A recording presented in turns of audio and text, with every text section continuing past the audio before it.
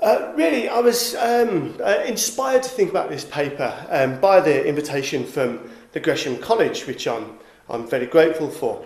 The whole idea, I think, of the 19th century and intoxicants raised by the idea of from gin lane to a band of hope really caused me, I think, to think again about my work on cannabis. I've just completed my second book on cannabis in the British Cannabis Nation, which brings a story up to the present day from 1928. But what I'll be talking about in the next half an hour or so, I guess, is the research I did for its predecessor, Cannabis Britannica, which very much looked at the history of cannabis in the British in the period before 1928. I guess the reason I embarked on this research topic 10 or more years ago was because I noticed that there was a gap in 19th century accounts of medicines and intoxicants. Ever since Brian Harrison's seminal work, we have been aware of the importance of alcohol in 19th century British social history. And of course, Virginia Berridge published her Opium and the People, originally back in the 1980s, in which she began to look at the way in which opium had become popular and then become the object of suspicion in 19th century Britain. I began to wonder what other drugs there were out there, and I was conscious that cannabis, when I first started writing this book 10 years or so ago, cannabis was, of course, in the news. It was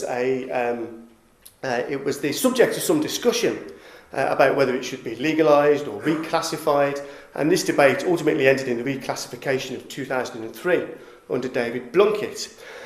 My original research had been on mental hospitals and the psychiatric system established in India by the British during the period of colonial rule, where I'd noticed that the British often blamed cannabis consumption in local societies for the mental illness that they were observing in these newly built hospitals.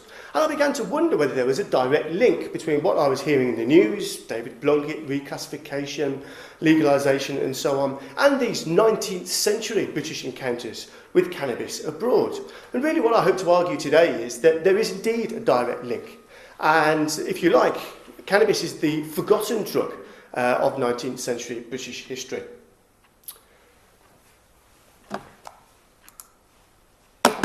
Really, what I hope to do is answer this question.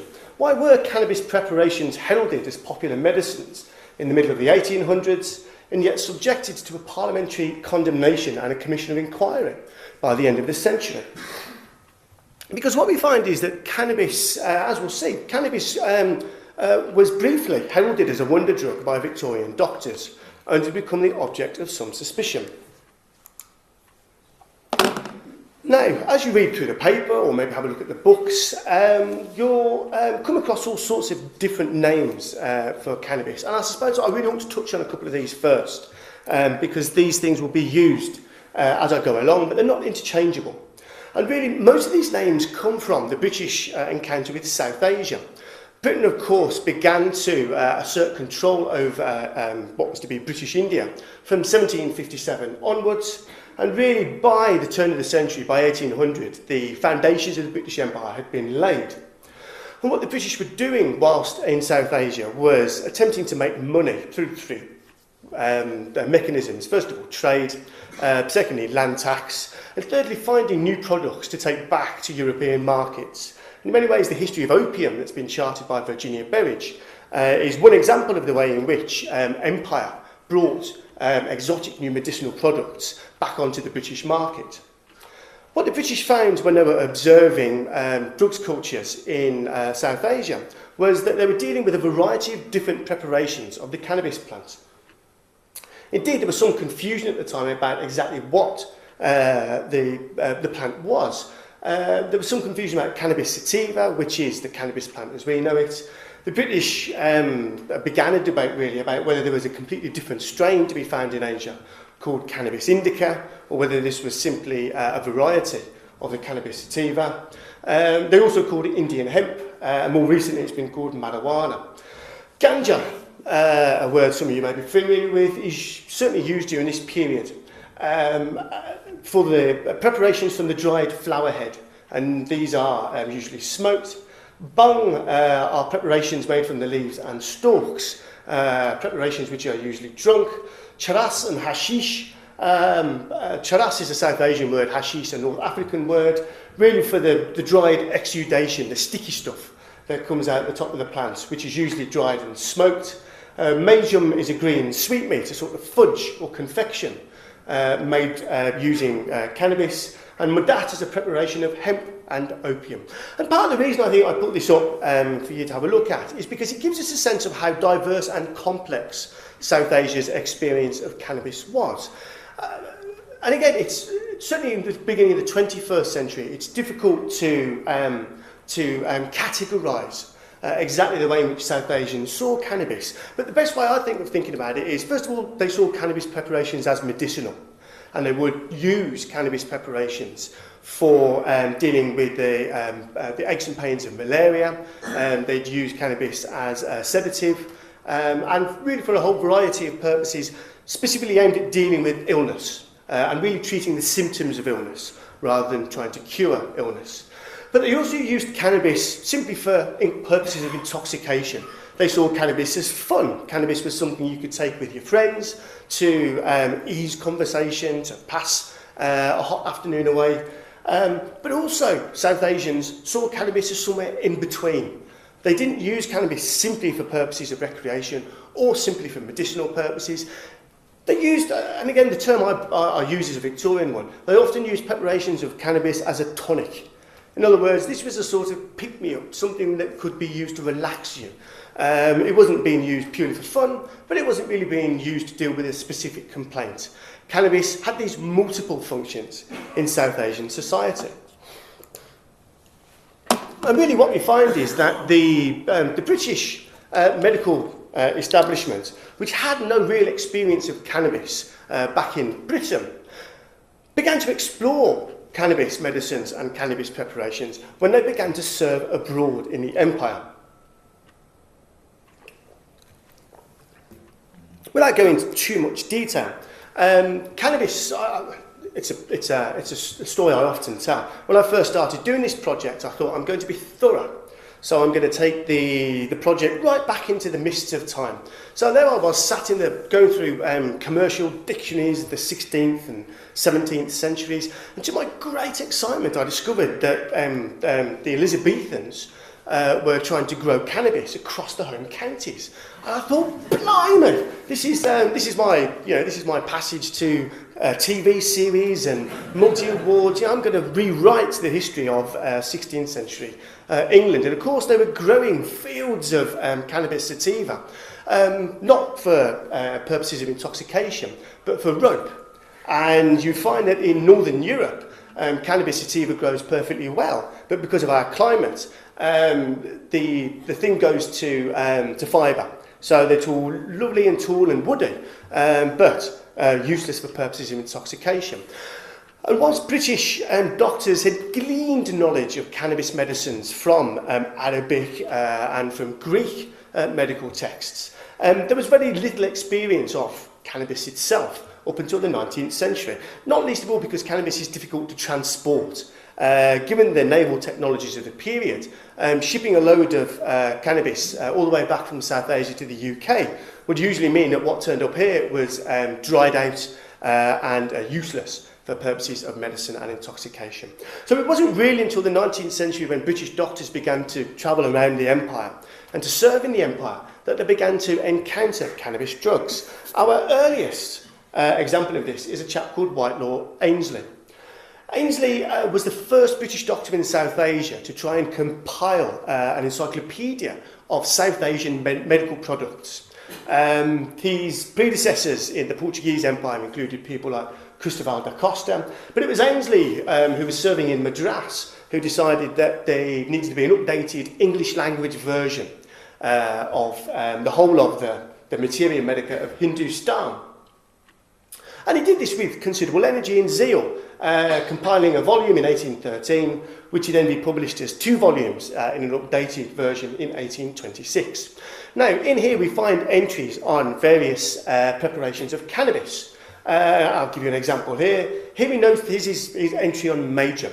This electrine is much used by the Mohammedans. particularly the more dissolute, who take it internally to intoxicate and ease pain, and not unfrequently from an overdose of it produce a temporary mental derangement. If you like, what Ainsley has noticed straight away is that these cannabis products in South Asian society have these dual purposes. Yes, he notes that cannabis is being taken to ease pain. In other words, it's being used for medicinal objectives. But he seems far more interested in the exciting stuff. In other words, he seems more interested in the dissolute, who take it to intoxicate and produce temporary mental derangement. Ainsley is a very interesting character. I had the good fortune to write his entry in the Dictionary of National Biography. And Ainsley, it turns out, was, in this period, was working in the Botanical Garden a lot, alongside the chief of the Botanical Garden, who himself was a Christian missionary. Ainsley was a committed Christian. He wrote at length about his Christian beliefs and the importance of what he called persevering virtue. Persevering virtue included, and central to it really, was temperance and modesty in lifestyle. So I've argued really that what we see here is, if you like, an early 19th century moralist's version of cannabis preparations in South Asia. In other words, he's observed the multiple uses that South Asians put cannabis medicines to, but has decided to disapprove of them because they're used for purposes of intoxication, an intoxication that he temperamentally disapproves of. Perhaps more famous for his work on cannabis is this chap, William Brooke O'Shaughnessy. Now, I could quite happily spend an afternoon talking about O'Shaughnessy, who's a fascinating character. He was born in Limerick, I think in 1809, and was clearly from quite a grand Catholic family that had fallen on hard times. So the family had put the money into his medical training, and he decided that he was going to do his medical training not in Dublin but in Edinburgh, because in those days getting an Edinburgh medical degree was your passport to the empire, where the opportunities of empire awaited. And it's very clear that even as a young man he was quite a character. To obtain service in the East India Company, it's necessary, much as today, to fill out your application form. And all these application forms are still kept in the archive. So I thought I was sufficiently interested in this chap to call up his application form. And one of the questions, and I suspect that this is a question that some of our public servants and politicians might think about again today, putting on application forms for the civil service, was, have you paid anybody any money in order to obtain this position? And O'Shaughnessy wrote, certainly not. So, no, not a no or a yes, but a certainly not. And you got a sense of the man's indignation at being asked such a question. O'Shaughnessy was a high flyer. He was publishing papers while he was still at university on cholera. He very quickly enters the East India Company's service, and within 10 years he's become Professor of Chemistry and Medicine at the Medical College of Calcutta, where he's also the government's first chemical examiner. Interestingly, he was knighted in 1856, not for his medical work, but because he laid down the telegraph system in India, a telegraph system which was to go on and actually save the British Empire, because the telegraph system gave the British this advantage in suppressing the mutiny in 1857. They had the technology to communicate backwards and forwards in a matter of hours rather than days or weeks. So O'Shaughnessy became, oddly enough for an Irishman, I suppose, a hero of the British Empire. He got through 3 wives. He lived to the age of 80. He was just one of these great Victorian chaps. His conclusion was that cannabis was a wonder drug, and it was very much O'Shaughnessy who was the if you like, the entrepreneur behind the entry of cannabis medicines into the Victorian medical cabinet. O'Shaughnessy, while he was Professor of Chemistry and Medicine, writes these very long accounts of the days he spends basically nosing around the local bazaars, talking to local doctors, having a look at what's being sold in the drug section of the local markets, and then buying some and taking it back to the college in order to try it out. And he conducted this wonderful set of experiments throughout the 1830s on essentially anything that moved around in order to find out what he could find out about cannabis. And again, it's just I won't go through the conclusion, the whole set of experiments. I'll just read out his conclusion. It seems needless to dwell on the details of each experiment. Suffice it to say that they lead to one remarkable result, that while carnivorous animals and fish, dogs, cats, swine, vultures, crows and adjutants, invariably and speedily exhibited the intoxicating influence of the drug, the graminivorous, such as the horse, deer, monkey, goat, sheep and cow, experienced but trivial effects from any dose we administered. So, anything that moved, he'd managed to drag into the medical college and give cannabis to it. Indeed, the lowest form of animal he could get hold of was medical students, and he tried this on medical students and indeed on himself and his staff.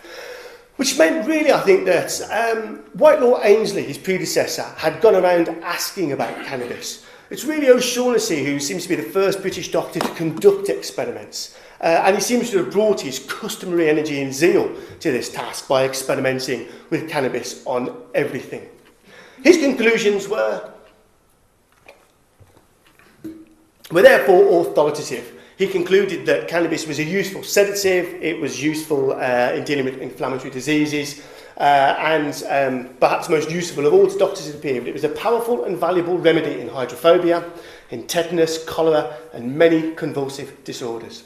Now, he first published his conclusion in his Bengal Pharmacopoeia and General Conspectus of Medicinal Plants. Like all academics, he dreams of writing a textbook you've got to make all your students buy and read, and this was his textbook for Indian students in the Medical College of Calcutta.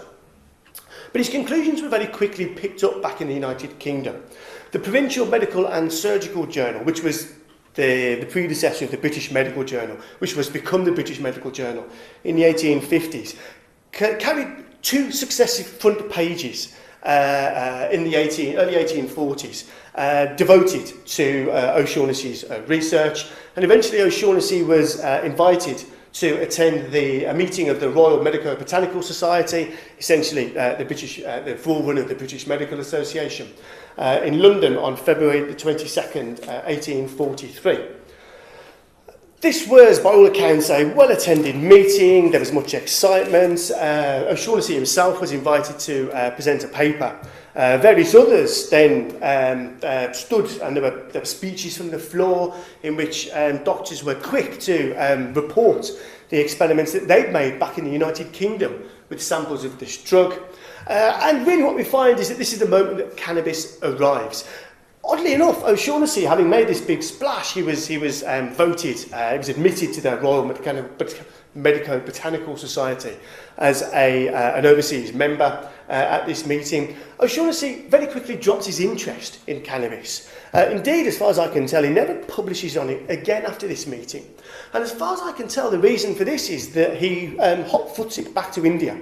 Almost within weeks of this meeting, because the job of the governor of the Mint of Calcutta has come up, and O'Shaughnessy fancies this job because there's plenty of opportunity here to make one's fortune. So O'Shaughnessy, as soon as he spots the next big thing, decides he's going to drop cannabis and move on to something else. Nevertheless, others took on the task of examining cannabis and experimenting with cannabis. And what we find as we follow the medical journals through the 19th century is that O'Shaughnessy's work has inspired future and successive generations of Victorian doctors.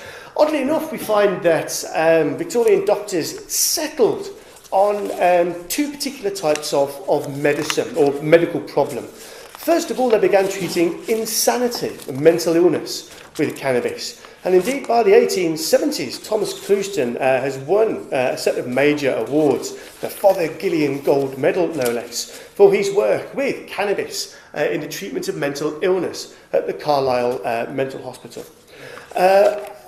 Additionally, as well as really, if you like, cannabis, it was increasingly used in the treatment of mental illness. Cannabis was also being used for the treatment of women. Interestingly enough, there were frequent and recurring reports of cannabis being used in the treatment of period pain, treatment being used in what was then known or diagnosed as hysteria. And interestingly, in the 1850s, a letter to the British Medical Journal from a doctor in Darlington showed that he reported that he was called to the bedside of a woman who was about to go into premature labour in only the 7th month of pregnancy. Now, unfortunately, this had happened with this woman on 4 previous occasions when she'd lost a child. So Jackson decided that desperate measures were called for. So he administered tincture of Indian hemp, tincture of cannabis and alcohol. Because he'd come to the conclusion, or he certainly read, that this would act to stop contractions altogether. So he used tincture of Indian hemp and reported that giddiness in the head, stiffness of the tongue, difficulty of articulation, a tingling sensation all over the body, especially in the tips of fingers, severe vomiting with eructations every 5 minutes, was the outcome of this. By which time I suspect he was panicking, because he then records that, such being the symptoms at my second visit, I was afraid that my patient was about to quit this mortal coil.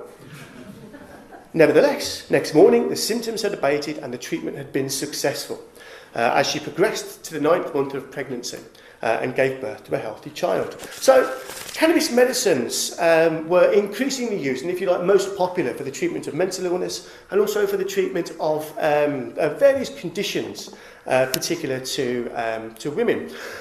As the 19th century progressed, however, increasingly there were reports of anxiety about the use of cannabis medicines. The reason for this, of course, is that if you're using organic medicines, if you're using a lump of an organic product, you don't really know how much of the active ingredient or ingredients is contained within that lump of organic substance. And whereas 19th century medical science was successful in isolating and extracting the active ingredient in opium, they identified and extracted morphine and codeine, which meant that you could begin to work out what a particular dose would produce in human beings. The active ingredients in cannabis remained elusive until the 1960s, and indeed, we're only really beginning to understand how cannabis works on the human body with the discovery of the endocannabinoid system in the 1990s. So increasingly Victorian doctors were finding that cannabis was an unreliable medicine. Often you could administer a preparation of cannabis and it would have no effect whatsoever, simply because the active ingredients had dried out, had become inactive. Often you could administer a medicine which contained an extremely large dose of these active ingredients, in which case doctors would report patients running around rooms and becoming hysterical and having strange dreams and so on. So gradually cannabis began to drop out of favour with Victorian doctors, partly because it was unreliable, and partly because its reputation began to take on a very different turn. Because of these chaps. Mark Stewart, if you like, cannabis makes its entry into the House of Commons and begins its long political career in 1891, when Mark Stewart MP stood up to ask the Under-Secretary of State for India whether his attention has been called to the statement in the Allahabad Pioneer of the 10th of May last that ganja, which is grown, sold and excised under much the same conditions as opium, is far more harmful than opium, and that the lunatic asylums of India are filled with ganja smokers.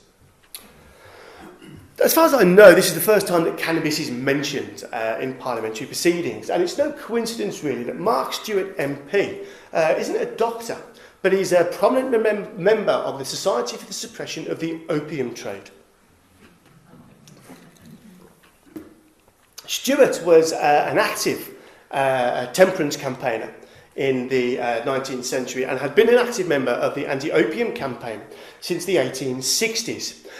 By the time we get to the 1890s, the anti-opium campaign is beginning to gather pace, and indeed by 1895 the anti-opium campaign in Parliament has succeeded in forcing the government to order the Royal Opium Commission, a committee of inquiry into the opium trade in South Asia. The anti-opiumists had a number of objections to the opium trade. When you look at the anti-opium campaign, many, if not most of them, are committed Christian temperance campaigners. So many of them spend much of their time arguing and campaigning against alcohol and alcohol consumption in the 19th century British society.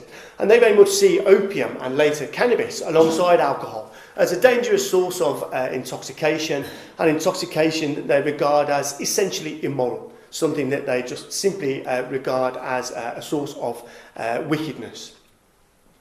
Many of the anti-opium campaigners, however, are also anti-imperialists who object to the British Empire and the whole idea of Britain having an empire, which they regarded either as immoral, this was the domination of one race over another, or simply uneconomic. The economics of empire made no sense to many liberals, who latched on to the opium trade between India and China, which Britain had fought wars over in the 19th century in order to preserve. They latched on this as an emblem, if you like, of all the evils of imperialism.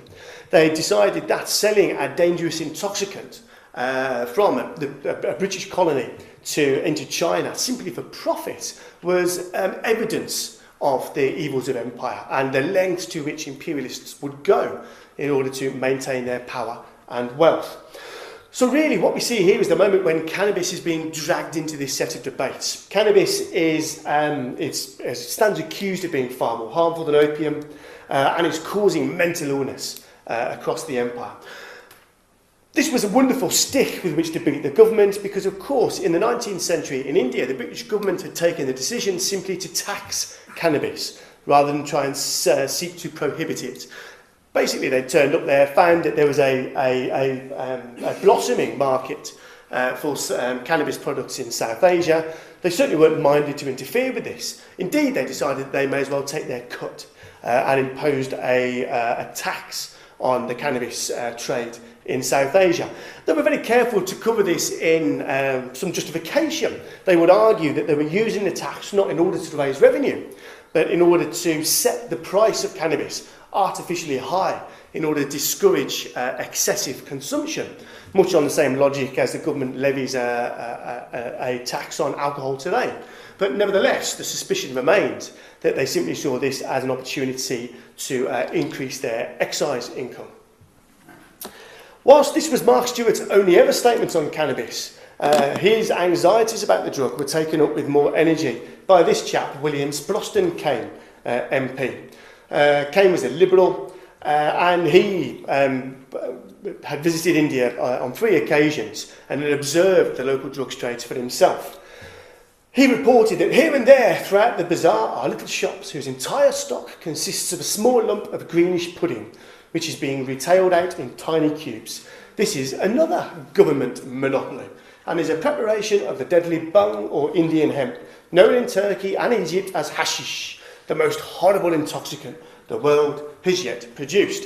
For those of you who are interested, that's a photograph taken from the Indian Hemp Drugs Commission when they attempted to go around India photographing typical cannabis consumers. And this was, it's very interesting because what they do is they classify it. So you've got your moderate consumers, your occasional consumers, and these are your excessive consumers, pictured here. What happens here is that cannabis becomes another stick with which the anti-opium campaigners begin to beat the government on the issue of opium. What you find is that the government decides that it's going to try and buy off the anti-opium campaigners by giving in to them on cannabis, because there was very little real interest in cannabis on the part of any of these people. So what you found was that the government actually orders a committee of inquiry into cannabis before it orders the Royal Opium Commission, the result being the Indian Hemp Drugs Commission of 1893/4. And there was some anxiety in anti-opium circles that whether this should be seen as a victory or a defeat. Because on the one hand, it was a victory that they'd managed to dig in and force the government to acknowledge its shortcomings, or certainly to examine its shortcomings on drugs. But nevertheless, it seemed like a defeat because the drug that the government had given in on was the one that they were least interested in. Indeed, you find that when you read through Abkari, which is the in-house magazine of the anti-opium campaigners in the 1890s, as soon as they get the Indian Hemp Drugs Commission, they stop referring to cannabis whatsoever. In other words, they have no real interest in cannabis. Opium was the issue on which they were trying to force the government, something they succeeded in doing in 1895. So here, if you like, we have a commission of inquiry that nobody's really interested in. The Indian Hemp Drugs Commission was made up of 3 Indians and 5 British officials. It spent 266 days out in India, gathering evidence that went into 8 volumes. And its conclusions were these: that cannabis did not cause crime. In other words, cannabis consumption in India was not the cause of social problems. It argued that the asylum statistics that were being used by the anti-opium campaigners were highly unreliable. You may remember Mark Stewart raised this alarming spectacle of the lunatic asylums of India being full of ganja smokers. The Indian Hemp Drugs Commission concluded that this was entirely false. In fact, if this conclusion could be drawn from the asylum statistics, this demonstrated how poorly the statistical information was being gathered rather than reflecting any epidemiological problem related to the drug. It observed and came to the conclusion that moderate use of cannabis in South Asian society was harmless, and in certain cases could even be beneficial to those living in malarial regions, for example, who had to manage the symptoms of malaria. But it did concede that excessive use may cause mental health problems, although of course it was very careful not to stipulate what excessive use might be. There's my conclusions. Why is all this important, and what use is it to anybody looking back at the period? I think the story that I've begun to explore of cannabis in the British in today's brief presentation is important because from our perspective it demonstrates, I think, that the history of cannabis in the British extends well beyond the 1960s and into the 19th century. Certainly when I began my research 10 or more years ago, there was an easy assumption when I talked to historians, to policymakers, to doctors, that cannabis was something that arrived with the counterculture in the 1960s. And if it had simply appeared in the 1960s, hopes were it would simply disappear just as quickly as it turned up. My argument is that this is a false supposition, that cannabis did not simply appear in British history in the 1960s. And in fact, the British have been interested in cannabis well into the 19th century. But when we look at this history, this long history of cannabis in the British, I think we see that for much of this history, cannabis has been confused with other drugs like alcohol and opium. And one can certainly argue that this confusion remains to this day.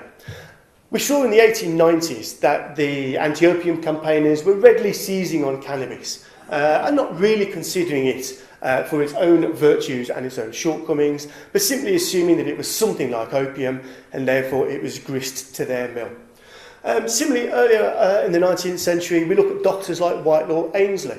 Ainsley was writing about cannabis, but very much from within his own prejudices towards intoxication, alcoholic intoxication in particular, and therefore viewing cannabis through that prism, the prism of his own anxieties and attitudes towards drink. So I think that one reads through the often confused debates in the media and in policy circles and in government about cannabis. To this day, one can see this confusion, this ready ability to mix cannabis up with other substances in discussions. Itself has a long history and will probably be difficult to remedy. Finally, I hope I've begun to demonstrate today that the attitudes and approaches towards cannabis have often been shaped by wider agendas and prejudices.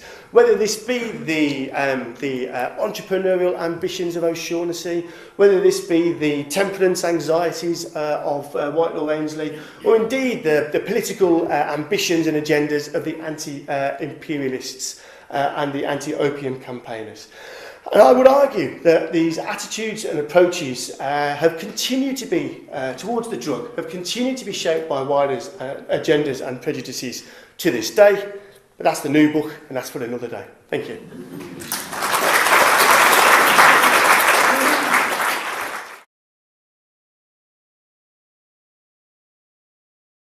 Cannabis plants. Indeed, there was some confusion at the time about exactly what the plant was. There was some confusion about cannabis sativa, which is the cannabis plant as we know it.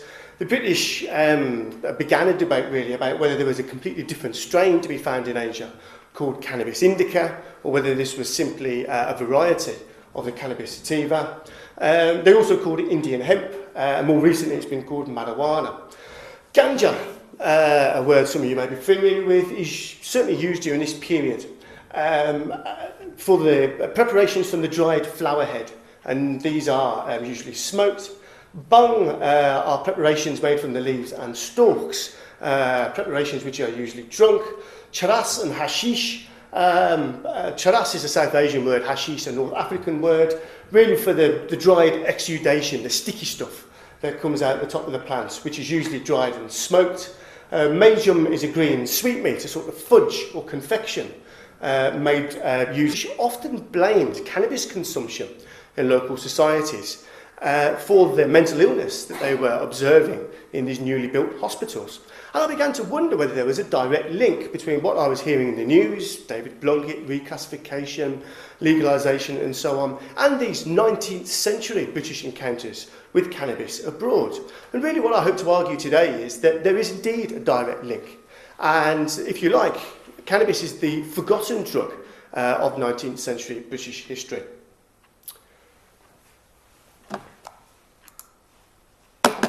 Really, what I hope to do is answer this question. Why were cannabis preparations heralded as popular medicines in the middle of the 1800s and yet subjected to a parliamentary condemnation and a commission of inquiry by the end of the century?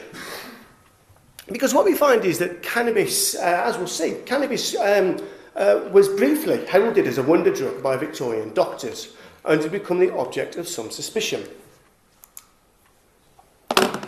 Now, as you read through the gap in 19th century accounts of medicines and intoxicants, ever since Brian Harrison's seminal work, we have been aware of the importance of alcohol in 19th century British social history. And of course, Virginia Berridge published her Opium and the People, originally back in the 1980s, in which she began to look at the way in which opium had become popular and then become the object of suspicion in 19th century Britain.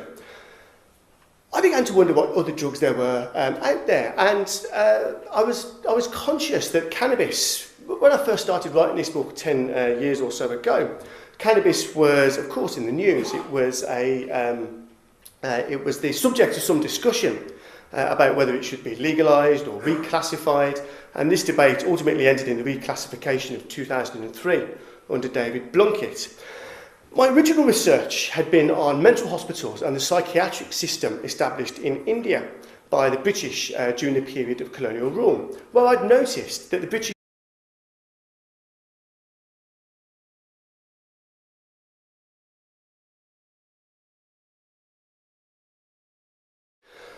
really, I was inspired to think about this paper by the invitation from the Gresham College, which I'm very grateful for. The whole idea, I think, of the 19th century and intoxicants raised by the idea of from gin lane to a band of hope really caused me, I think, to think again about my work on cannabis. I've just completed my second book on cannabis in the British Cannabis Nation, which brings a story up to the present day from 1928. But what I'll be talking about in the next half an hour or so, I guess, is the research I did for its predecessor, Cannabis Britannica, which very much looked at the history of cannabis in the British in the period before 1928. I guess the reason I embarked on this research topic 10 or more years ago was because I noticed that there was a paper, or maybe have a look at the books, you'll come across all sorts of different names for cannabis. And I suppose I really want to touch on a couple of these first, because these things will be used as I go along, but they're not interchangeable. And really, most of these names come from the British encounter with South Asia. Britain, of course, began to assert control over what was to be British India from 1757 onwards. And really, by the turn of the century, by 1800, the foundations of the British Empire had been laid. And what the British were doing whilst in South Asia was attempting to make money through mechanisms. First of all, trade, secondly, land tax, and thirdly, finding new products to take back to European markets. In many ways, the history of opium that's been charted by Virginia Berridge is one example of the way in which empire brought exotic new medicinal products back onto the British market. What the British found when they were observing drugs cultures in South Asia was that they were dealing with a variety of different preparations of the